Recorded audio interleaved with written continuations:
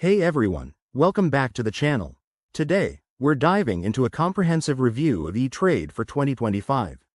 If you're exploring online brokerages for investing in stocks, options, or ETFs, this video will help you decide if ETrade is the right fit.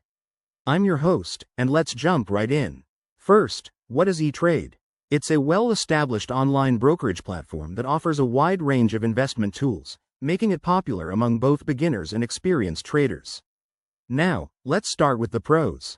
One of the biggest advantages is its user-friendly interface. The website and mobile app are intuitive, with easy navigation and customizable dashboards that help you track your portfolio effortlessly. Another pro is the competitive pricing.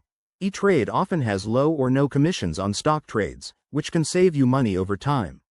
Plus, they provide excellent educational resources, like webinars, articles, and simulated trading tools, perfect for building your investing knowledge.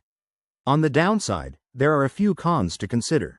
For frequent traders, some options and mutual fund trades might come with higher fees compared to other platforms, eating into your profits.